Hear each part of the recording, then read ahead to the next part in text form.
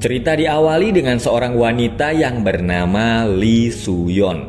Hari itu Soo-yeon akan pergi ke sebuah toko buku, tapi di tengah perjalanan dia langsung terkejut karena ada seorang pria yang berdiri di tengah jalan, dan pria aneh itu langsung pergi begitu saja. Soo-yeon adalah seorang artis dan hari itu dia sedang ada acara tanda tangan bukunya.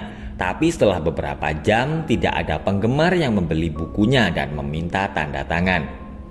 Soo-yeon dulu adalah seorang artis yang sangat terkenal, tapi karirnya kemudian redup setelah dia mengalami sebuah kecelakaan. Setelah lama menunggu, akhirnya ada seorang wanita yang membeli buku Soo-yeon. Dia bernama Park Ji-min. Soo-yeon lalu melihat kaki Ji-min yang ternyata sedang sakit. Ji-min bercerita kalau saat kecil dia mengalami sebuah kecelakaan dan belakangan ini sakitnya semakin parah. Soo-yeon lalu tersentuh melihat perjuangan Ji-min yang dalam kondisi seperti itu masih rela datang untuk mendapatkan buku dan tanda tangannya. Untuk menghargai perjuangan Ji-min, Soo-yeon lalu mengajaknya makan di sebuah restoran. Bagi Ji-min, Soo-yeon bukan hanya sekedar seorang artis karena dia telah memberi Ji-min kekuatan besar saat dulu dia kecelakaan. Dan dari dulu, Ji-min selalu menonton semua film dan acara TV yang dibintangi oleh Soo-yeon. Soo-yeon sedang menemui temannya yang bernama Se-hee. Dia adalah pimpinan agensi film yang dulu menaungi Soo-yeon. Soo-yeon lalu heran karena melihat Se-hee yang sedang menyiapkan sebuah grup idol. Menurut Se-hee sekarang susah mencari anak muda yang ingin menjadi seorang artis film. Se-hee lalu menyemangati Soo-yeon agar dia bisa kembali seperti dulu lagi. Dulu karir Soo-yeon hancur karena dia mengemudi dalam keadaan mabuk dan menabrak seorang pria hingga meninggal. Selama ini Soo-yeon tinggal dengan artis baru yang bernama Ga-young. Se-hee mendengar rumor kalau Ga-young diam-diam telah berbicara dengan seorang produser film yang menyebabkan nama Soo-yeon dicoret dari daftar pemeran. Ternyata Soo-yeon masih belum bisa lepas dari alkohol. Selama ini dia pura-pura tidak minum di depan penggemarnya hanya untuk pencitraan. Soo-yeon menelpon manajernya yang bernama Chang So. Soo-yeon merasa kecewa karena akhir-akhir ini Chang So jarang ada waktu karena dia sibuk menyiapkan debut idol. Soo-yeon lalu meminta agar Chang So mencarikan rumah sendiri karena dia merasa tidak nyaman tinggal dengan Ga-young. 13 tahun yang lalu ada seorang gadis SMA yang ingin menjadi seorang artis. Mendengar itu temannya lalu berkata kalau menjadi seorang artis tidak hanya butuh kemampuan akting yang bagus tapi juga membutuhkan wajah yang cantik. Dia lalu memberitahu ada seorang siswi cantik pindahan dari Seoul. Dia mendengar kabar kalau murid baru itu sering mendapat tawaran dari banyak agensi untuk menjadi idol. Tapi murid baru itu selalu menolaknya karena dia ingin menjadi artis film. Seorang polisi mendatangi Soo-yeon yang sedang berhenti. Polisi itu bernama Kim. Dia lalu bertanya apakah Soo-yeon pernah melihat orang yang sedang dicarinya. Dan ternyata orang itu adalah pria yang tadi berdiri di tengah jalan. Kim berkata kalau pria itu telah melarikan diri dari rumah sakit jiwa. Dia lalu berpesan agar Soo-yeon berhati-hati kalau dia bertemu dengan pria itu.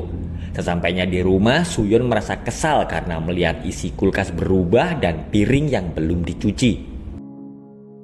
Soo-yeon terbangun karena mendengar Ga-young pulang. Ga-young bercerita kalau dia tadi bertemu dengan CEO perusahaan film dan sutradara. Dia juga berkata kalau mereka akan mempertimbangkan nama Soo-yeon untuk dimasukkan ke dalam daftar pemeran. Soo-yeon yang ingat dengan perkataan Se-hee lalu menjawab kalau perannya di film itu tidak bagus, jadi dia menolaknya. Ga-young lalu melihat Soo-yeon telah meminum minuman miliknya, tapi berhubung hari ini dia meminjam baju milik Soo-yeon, Ga-young membiarkan Soo-yeon meminumnya. Saat di kamar mandi, Ga-young menemukan rambut Soo-yeon yang rontok di sabun. Melihat Ga-young sedang di kamar mandi, Soo-yeon diam-diam masuk ke kamar Ga-young dan memeriksa ponselnya. Soo-yeon akhirnya tahu kalau yang dikatakan Se-hee memang benar. Ga-young berkata kepada CEO produksi kalau dia tidak betah karena harus tinggal serumah dengan Soo-yeon. Sang CEO menyuruh Ga-young bersabar dan dia berjanji akan membuat Ga-young menjadi artis terkenal. Soo-yeon pun semakin kesal karena melihat gaunnya berserakan di lantai. Soo-yeon yang merasa marah dan tertekan lalu mengambil pisau dan menghancurkan piring. Melihat tangan Soo-yeon terluka, Ga-young lalu mengobatinya. Soo-yeon meminta maaf kepada Ga-young atas sikapnya tadi. Soo-yeon merasa kalau sebagai senior dia harus memberi contoh yang baik kepada juniornya. Tapi Soo-yeon tiba-tiba langsung berubah karena melihat Ga-young yang sedang menerima pesan dari seseorang. Suyon marah dan menyuruh Gayong agar berhenti berpura-pura baik. Dia menuduh Gayong telah membuat namanya dicoret dari daftar pemeran film. Karena depresi, Suyon akhirnya kembali ke kebiasaan lamanya dan dia mabuk sampai pingsan. Saat sadar, Suyon langsung terkejut karena melihat Gayong telah mati terbunuh. Suyon merasa takut dan bingung apakah mungkin dia yang telah membunuh Gayong. Suyon menelpon Changso untuk memberitahu kalau Gayong telah mati.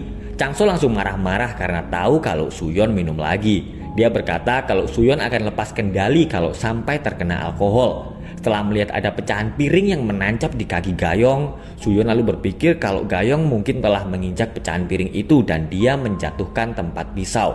Tapi tiba-tiba Suyon melihat pria yang kabur dari rumah sakit jiwa ada di balik jendela. Suyon yang merasa ketakutan lalu turun. Tiba-tiba pria itu muncul dan menyerang Suyon. Mereka berdua lalu berkelahi. Suyon memukul pria itu dan menguncinya di dalam bagasi mobil. Sementara itu, Changso yang sedang dalam perjalanan kebingungan karena Suyon tidak bisa dihubungi. Ternyata Suyon memasukkan asap knalpot mobilnya ke dalam bagasi dan pria itu pun akhirnya mati. Seorang kurir datang untuk mengantarkan paket untuk Suyon, tapi di amplop itu tidak ada nama pengirimnya. Suyon langsung terkejut karena isi paket itu ternyata adalah foto-fotonya selama ini. Dan di situ juga ada sebuah kertas yang berisi tulisan apakah Suyon pantas menjadi seorang artis.